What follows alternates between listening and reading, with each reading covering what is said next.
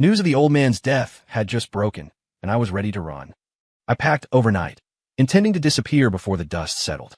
I didn't expect my half-brother, the Prince of Manhattan, to block my door with such precision. Julian Thorne slammed a check onto the table with a sharp thwack. $50 million. Marry the sterling heiress, Victoria, in my place. Faced with this astronomical wealth, I agreed without hesitation, promising to uphold professional ethics and never touch my sister-in-law. 5 years later, Julian returned. He arranged a meeting. Caleb, you've lived a life of luxury under my identity for 5 years. Now, it's time to return what belongs to the owner. I pondered for a moment before making a request. Help me set up a new identity abroad. Once I leave and settle down, you can do whatever you want. I had to leave. Given Victoria Sterling's ruthless and domineering nature, if she found out I deceived her for 5 years, she'd chop me up and feed me to the fishes. But later, things went a little beyond my expectations. I was in the kitchen, baking the vanilla cupcakes my daughter, Lily, loved so much. Suddenly, I received a text from an unknown number. The 5 years are up. Come to the address below. I froze, the whisk slipping from my hand and hitting the floor with a clang. Sir, Arthur, the butler, rushed in upon hearing the noise. Is everything all right? Are you feeling unwell? I snapped back to reality, my throat dry. No, I'm fine. Just remembered something and got distracted. I took a breath to steady myself. Arthur, keep an eye on the oven. I need to go out and handle something. As soon as the words left my mouth, I grabbed my coat and left the villa. Time really does fly. 5 years had passed in the blink of an eye. In the car, watching the city architecture blur past, it felt as if those 5 years were merely a fleeting moment. Sometimes, when you wear a mask for too long, you start to believe it's your real face.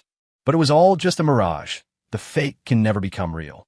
5 years ago, upon learning of the death of the Thorne family patriarch, I had hurriedly packed my luggage and my late mother's belongings, preparing to flee. I never expected my half-brother, Julian Thorne, to suddenly show up at my door. He saw the packed bags but said nothing, walking into the living room and sitting down as if he owned the place. Seeing his superior attitude, my hand unconsciously clenched the hem of my shirt. The old man who had ignored us, mother and son, was dead. Was the younger one here to settle scores? We lived like rats in the gutter, never impacting the high and mighty Thorne family. Why wouldn't they just let us go? Calm down. I'm here to make a deal, Julian said, pulling out a black card and slapping it on the table. There's $50 million in this account. As long as you agree, the money is yours. I stared in disbelief at the check filled with zeros. $50 million. My mind went blank, temporarily forgetting my anger. After a long while, I swallowed hard and met Julian's deep, abyssal eyes. What kind of deal? I have business that requires me to go abroad for 5 years.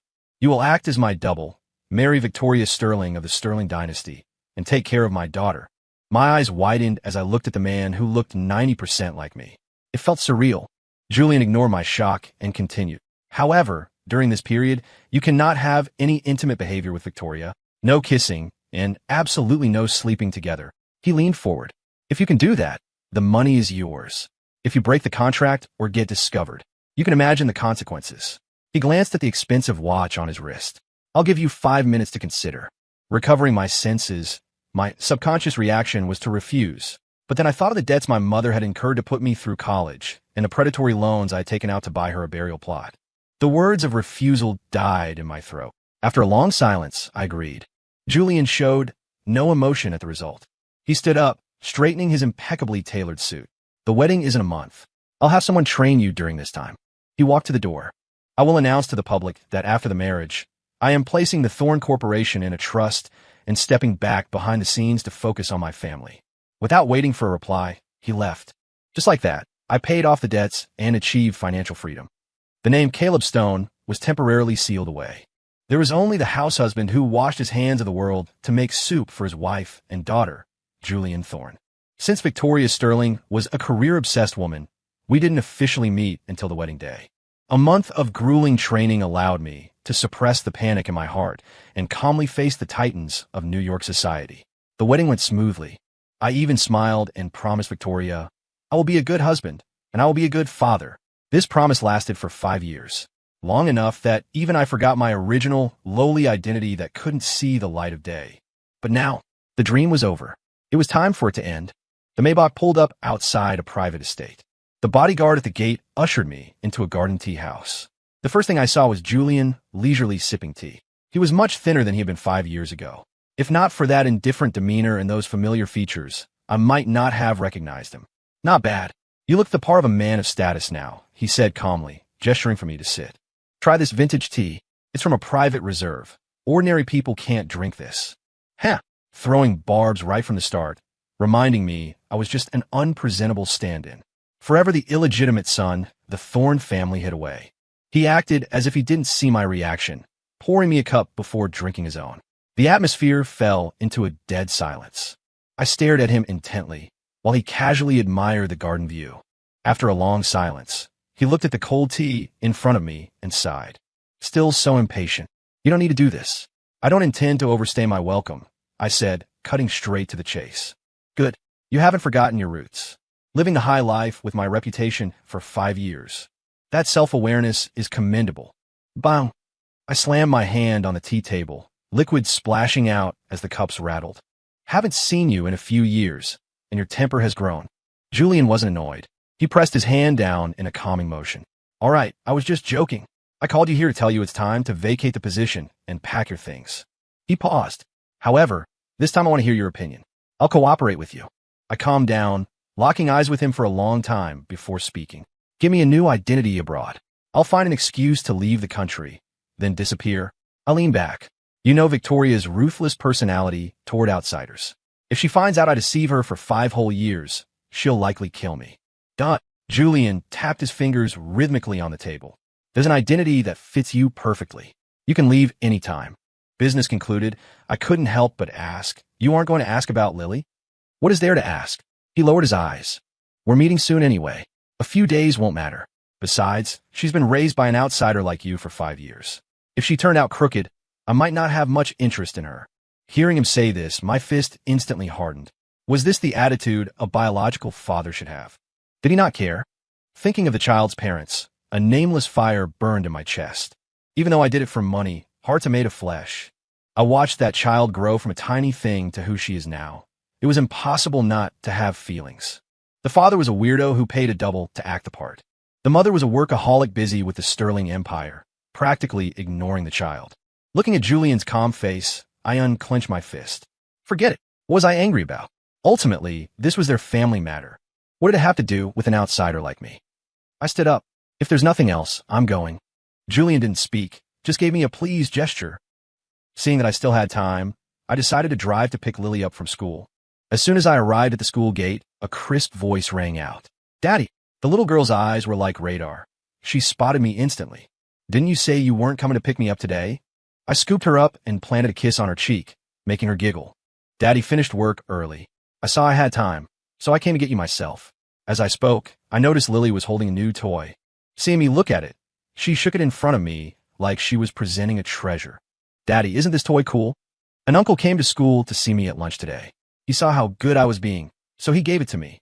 An uncle. I didn't react immediately, but her next sentence struck me like lightning. Yeah, it was an uncle who looked really, really like you, Daddy. Did? My voice trembled slightly. Did he say anything? No.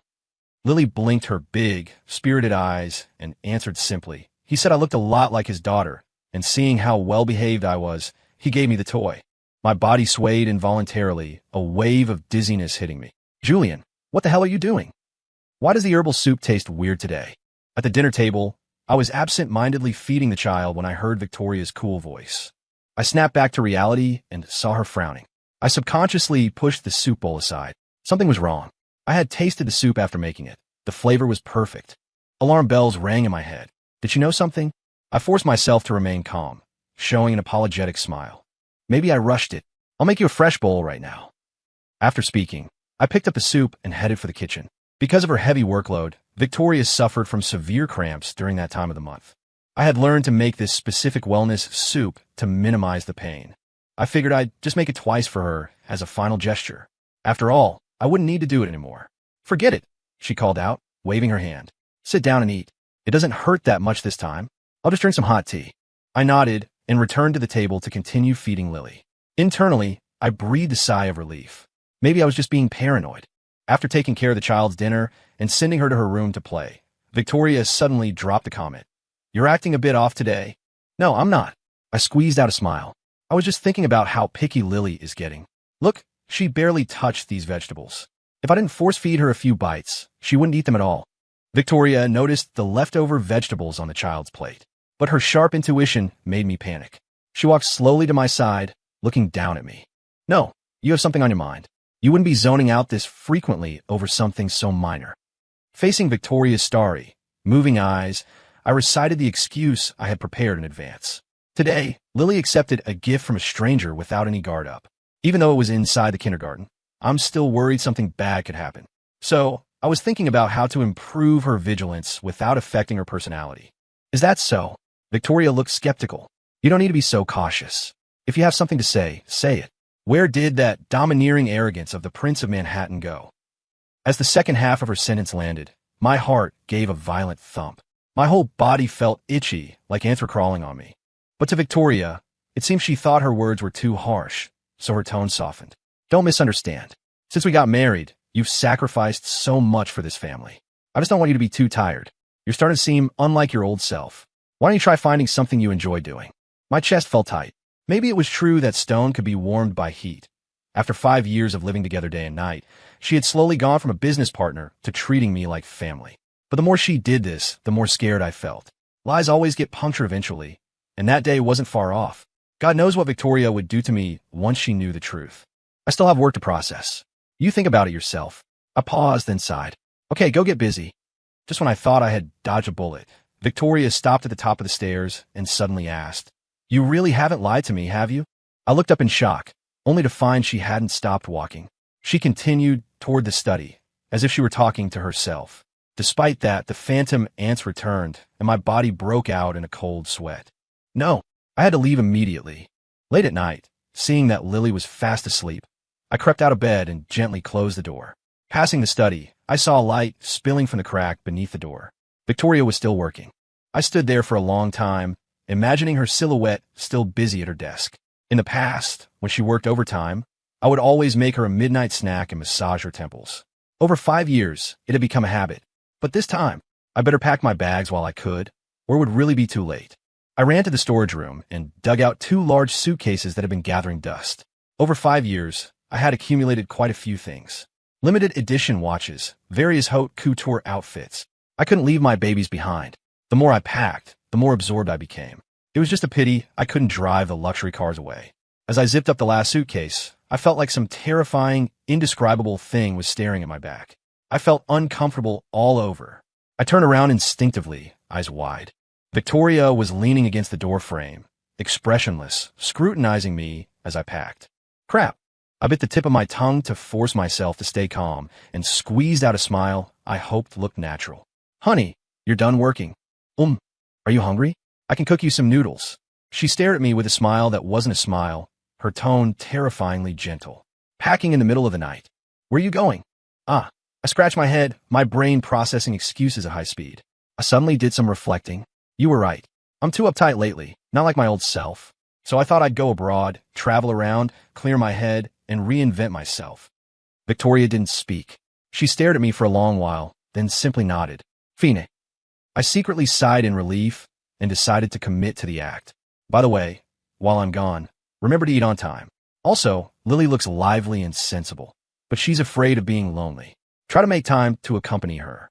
And her baby teeth are starting to come loose, so don't let her eat too much hard food. What do you mean? Victoria's tone carried a hint of ice. This doesn't sound like a trip. It sounds like you're arranging your last will and testament. I froze, the corner of my mouth twitching. I suppose it was a final goodbye. Seeing I wasn't speaking, Victoria stepped closer to me. She backed me into the corner, using a slender finger to lift my chin. I swallowed nervously, daring not to say a word. At this proximity, I could see her flawless, beautiful face even more clearly. I'm hungry now, but I don't want a snack. What if I want to eat you? She breathed the words out, her other hand tracing circles on my heaving chest. No, I couldn't blow my cover at this critical moment. She and Julian already had a child, or so the story went. If she experienced the goods and found the size and details didn't match, I was dead meat. My brain spun into overdrive again. I instantly doubled over, crying out in pain. Ouch, my stomach hurts. Honey, wait a second. Before she could reply, I sprinted into the bathroom and locked the door with a click. I leaned my back against the door, clutching my pounding heart. But from outside came Victoria's displeased voice. You really have endurance. Married for 5 years, and every time, you either have a stomach ache or you're not in the mood. Are you a monk? Or are you impotent? If you have the guts, hide in there for the rest of your life and don't come out. I leaned against the door, looking at myself in the mirror, and let out a bitter laugh. I'm sorry. I didn't want this either. Having a gorgeous woman in front of me every day that I could look at, but not touch. It was torture, but I was just an unpresentable, illegitimate son, a fake standing in for Julian Thorne. Looking at myself in the mirror again, tears flowed uncontrollably. 5 years. I like you too. I hope everything gets back on track after I leave. Finally, I wish your family of 3 happiness in the future. At 5 a.m., I got up and went to the kitchen to make one last breakfast for the mother and daughter. Seeing it was time, I dragged my suitcases and left the villa. Before stepping out, I looked back at the home where I had lived for 5 years. Victoria, take care of yourself. You are flesh and blood, not a tireless machine. Lily, I'm sorry Daddy lied to you. I hope you won't hate me. Grow up happy and joyful. Wiping my hot eyes, I hesitated no longer and stepped out the door. I had already arranged with Julian. I would go to a visa-free country first, and someone would meet me at the airport with my new identity. The final destination was Rio de Janeiro in South America. It was like summer all year round there. Hanging out by the beach wouldn't be bad. After nearly 24 hours of travel, I finally set foot on that land. Just as I exited the airport, I received a photo from Julian. In the photo, Lily was drawing earnestly. Zooming in, I could see the drawing was of a thin, handsome man reading a book. No need to guess. The subject was Julian himself. I stared at it for a long time, my heart feeling a bit sour. But I quickly gathered my emotions and didn't reply. Just as I got into the taxi to head to the rental I'd arranged, my phone buzzed again. It was Julian again. You were terrible at educating the child. 5 years old and still doing childish things like drawing. I wanted to retort.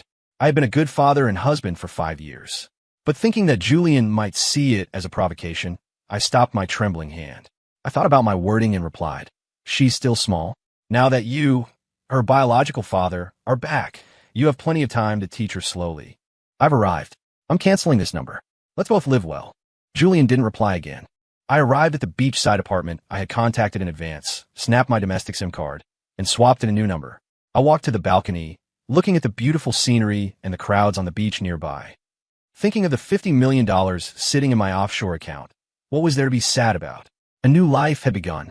Caleb Stone, you can be yourself again. 1 month passed. I explored every corner of this beach city. I made many new friends along the way. They taught me to surf, play beach volleyball, and throw beach parties. It was so pleasant I almost forgot home. But there was one catch. My hand got itchy, and I scrolled through social media for back home. I saw a lot of news about Julian and Victoria attending major events. The whole internet was blessing this golden couple, a match made in heaven.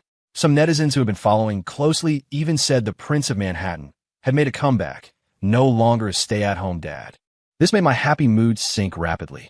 To keep up appearances back then, we announced I was stepping back to take care of the family. Except for necessary occasions where spouses were required, I generally stayed home to take care of Victoria and Lily. But what was with that bright smile of hers? In those 5 years, although she slowly accepted her arranged husband, she never smiled at me from the bottom of her heart like that. And now that the real one was back, her face was overflowing with happy smiles. I always thought she just wasn't a smiler. What exactly was I jealous of? They were the original couple. I was just a paid stand-in. Besides, they had a child born of love. Though speaking of which, 5 years of look but don't touch was pretty suffocating. Should I go have some fun with one of those fit ladies with the killer abs on the beach? Another week passed. I suddenly felt bored. Constant partying and indulgence only led to emptiness. I bought a lot of books on computer science and AI, my major in college. The AI wave was sweeping the globe right now. With decent cash flow in hand, I could absolutely try to start a business and give myself something to do. One day, I was coding a framework when knocking and shouting came from the door. Caleb, open up, I need you. Recognizing the voice, it was my model friend who had been taking care of me, Larissa. The moment I opened the door, a face like an Egyptian queen framed by long dark hair filled my vision. She held up her phone for me to see. Caleb, look, a super rich young couple from your homeland is throwing a birthday party for their child. The scale is no less than a major awards ceremony. And this man looks exactly like you. Are you brothers? The rapid-fire foreign language stunned me. I looked closely and realized she was talking about Julian and Victoria. Calculating the date, I remembered Today was Lily's birthday. Before I knew it, the little girl was 6. And this little girl, Larissa pointed at the screen, her maternal instincts overflowing. She's so beautiful, like a doll. I wish I could have such a cute daughter. Indeed, I forced a smile. Looking at the excited beauty, I didn't have the heart to kill the vibe, so I changed the subject. You didn't come here just to show me news, did you? Of course not. She looked a bit dejected. My vacation is ending. I want to invite you to a costume party tonight. Consider it a send-off for me, okay? Looking at this friend, I'd only known for a month, but got along with so well, I had no reason to refuse. Okay, great. Larissa pumped her fist happily. I knew you were my best friend, Caleb. I'll go back and prepare. I'll send a stylist to get you ready and bring you to the venue later. I smiled and nodded. Okay, see you tonight. An hour later, after I finished my task for the day, the stylist arrived. After a brief discussion, I decided to go for a dark night look. When a makeup artist saw my Eastern face perfectly pulling off the Western style, along with the abs that fit seamlessly into the outfit, she went crazy and snapped some photos. She asked if she could post them on her social media account. I had no reason to refuse that, so I readily agreed. But for some reason, from the moment she posted that photo, I felt a strange uneasiness. I didn't think too much of it. Maybe I was just internally excited. Although I had been a house husband for 5 years, I had kept my physique in peak condition. When I arrived at the venue, many men and women in various costumes were already gathered. I looked around for a long time, but couldn't find Larissa. Helpless, I sent her a message. She replied instantly, though it wasn't good news. Dearest Caleb, I am so sorry. My agent took me to a gig. I can't join you at the party. I'm really sorry. I smiled indifferently and replied, no worries, work is important, but promise to treat me to a big meal next time as compensation. Seeing her reply with an okay emoji, I put away my phone and wandered around alone. The party was lively. The young crowd was partying hard. I had just finished dancing with a girl who had a stunning figure and went back to the sidelines to rest. Unexpectedly, a tall woman with long black hair walked up to me. Since we were all wearing masks, I could only generally judge that she seemed to be a fellow countrywoman. However, my heart skipped a beat subconsciously. I felt something was wrong with this woman, and there was a sense of familiarity. The woman was aggressive. She reached out and lifted my chin. The familiar scent of her perfume made me tremble all over. Julian Thorne. No, I should call you Caleb Stone, right? The familiar voice made my brain buzz. I was cracking apart. I couldn't believe it. Shouldn't she be back home, throwing a birthday banquet for the kid? I reached out a trembling hand and took off the woman's mask. A pair of star-like eyes stared unblinkingly at me. The mask in my hand hit the floor with a clatter. Impressive, Caleb. Using soul-searching as an excuse to play dead and disappear, just to run here and live it up? I instinctively took a tactical step back, but I tripped over a chair leg. Just as I thought I was going to fall, Victoria displayed strength I didn't know she had and forcefully steadied me. A 150-pound man. Seeing me dazed, she reversed the roles, wrapping one arm around my waist and leaning her exquisite face close to mine. You haven't answered me. You ran away from home just to flirt with foreign women. Also, I was wondering why you acted like a monk. Turns out you're fake. Afraid of getting caught, right? I snapped out of it, my lower back engaging as I righted myself and pushed her away. Because of my guilty conscience, my voice lacked confidence. I had no choice. I'm just an illegitimate son who can't show his face, and I was hundreds of thousands in debt. For the sake of me taking care of you and your daughter for 5 years, can you let me go? As a man, begging a woman so humbly was a bit degrading. But Victoria wasn't someone to be trifled with. She was ruthless to her enemies, not only shorting their stocks to bankrupt them, but setting traps that left entire families in debt and begging on the street. How could a penniless, powerless, illegitimate son like me dare to offend her? Silence. Absolute silence. The scene had already been cleared by her bodyguards. Irrelevant people were removed. She stared at me for a long time, then sneered. You and Julian teamed up to deceive me for so many years. Do you think there's a way out for you two brothers? Also, Victoria interrupted directly, a cold glint in her eyes. Do you think that 50 million came entirely from him? I froze. What did she mean?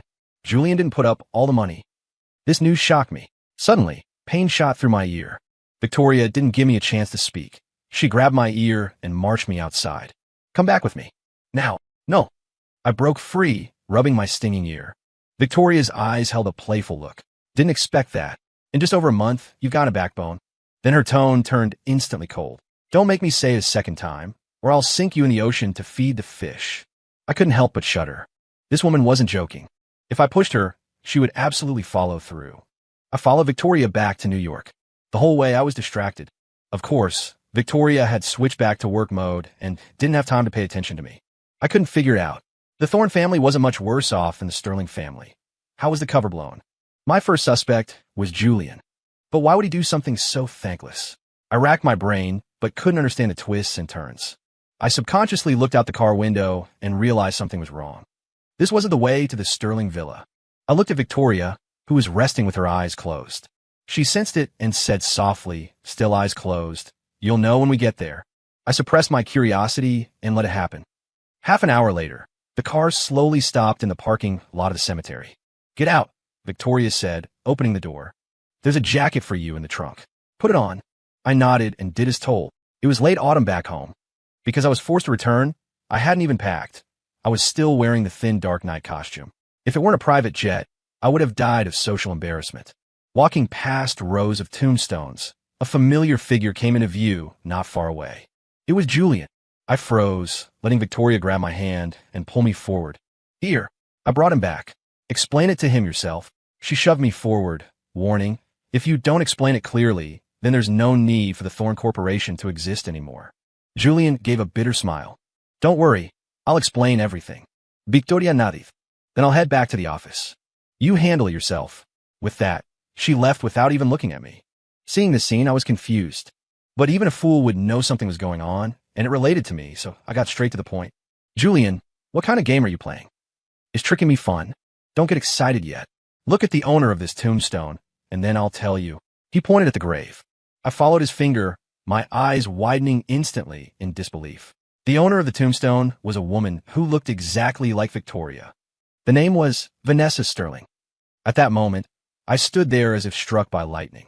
Were they twins? And Julian, as if he could read minds, spoke directly.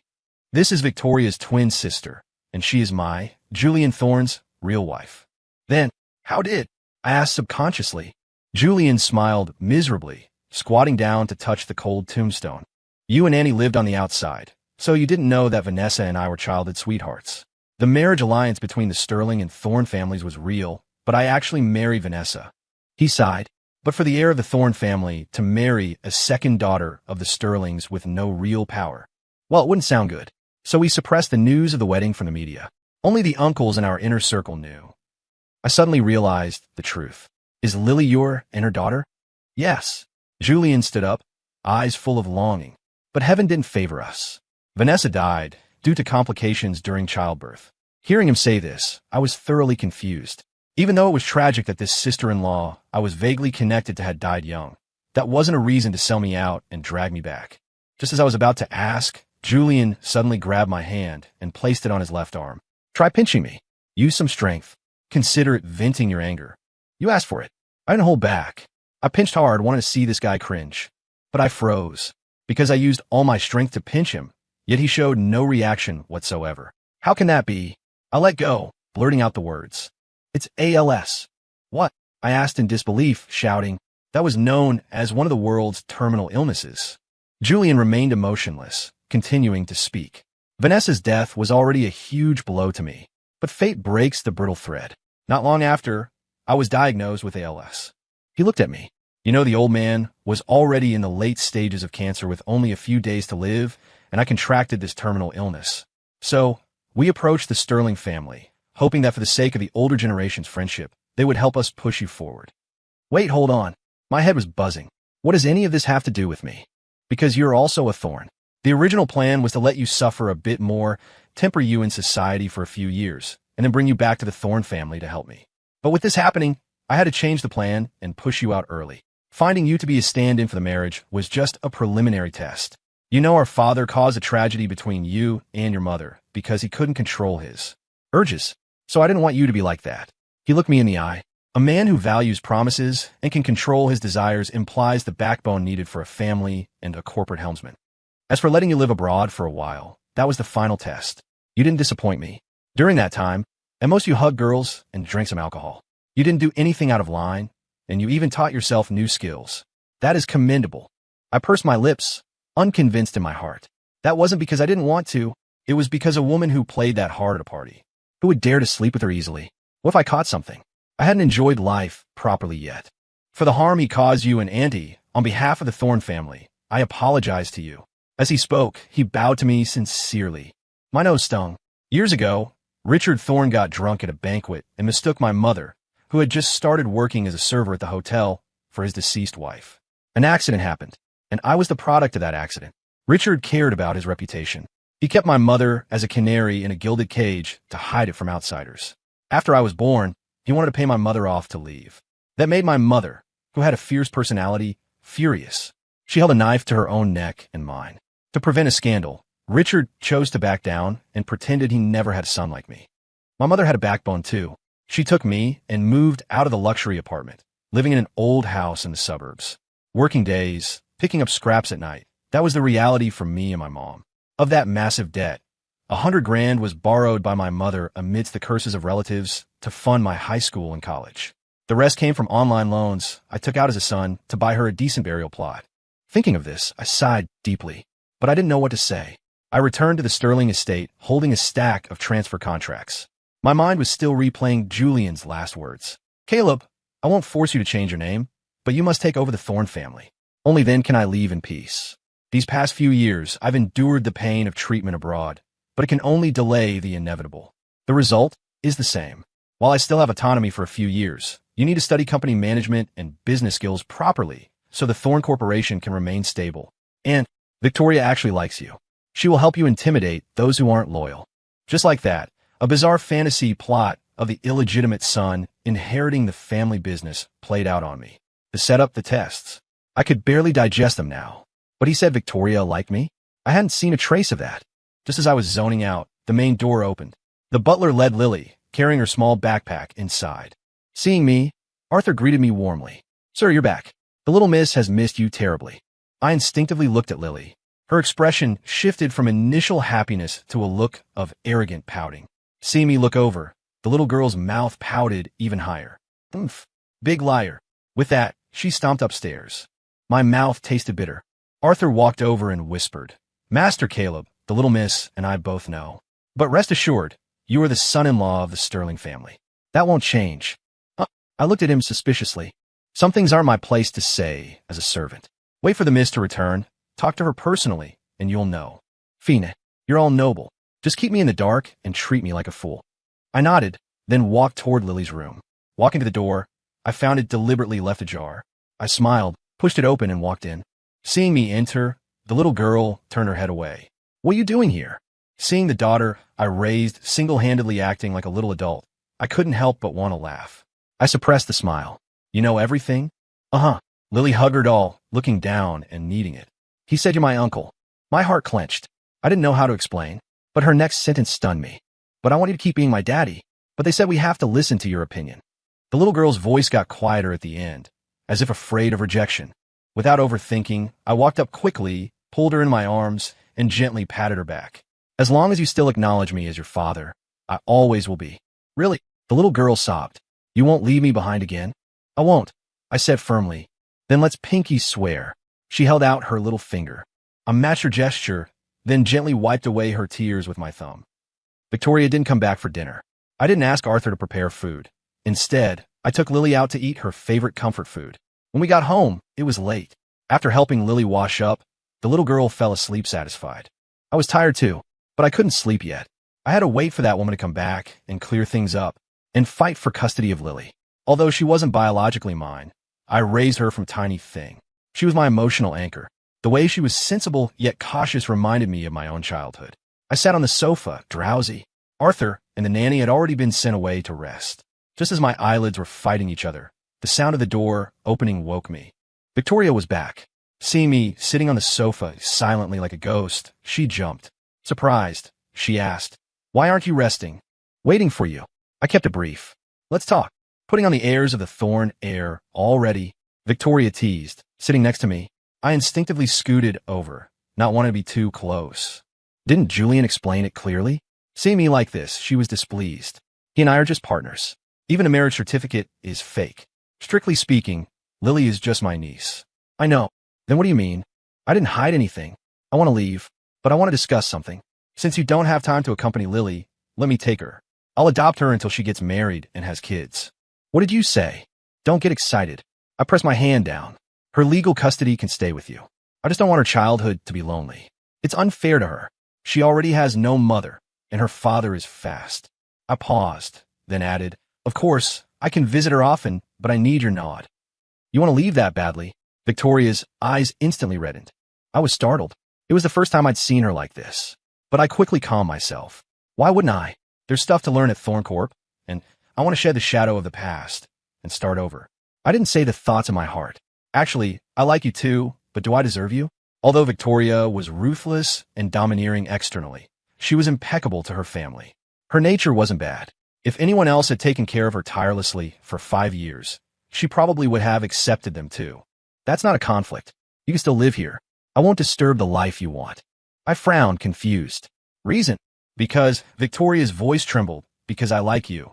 I've liked you for a long time. What? I was thunderstruck by this inexplicable like.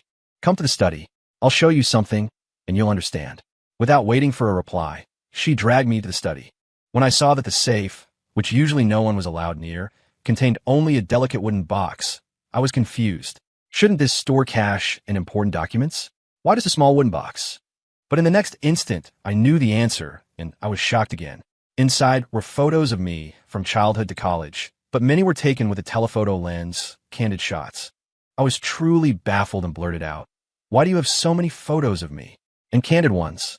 No, Caleb, it's not what you think. Seeing me misunderstand, Victoria, who was immersed in beautiful memories, suddenly panicked. She panicked? The daughter of the richest family, the real CEO of the Sterling Group, actually panicked. Who would believe that? Victoria didn't care about anything else and spilled everything. Do you remember, when you were 5, you helped a little girl who fell and was crying because she was being bullied by other kids? A little girl who fell. I rubbed my chin, recalling. It seemed there was such a thing. Seeing I remember a bit, she said excitedly, I was that little girl? Back then, I thought my family was too strict, so I snuck out to play with other kids. But those boys saw my clothes and tried to grab my phone and pull my braid. When I fought back, they pushed me down. You used a wooden stick to chase them away and save me.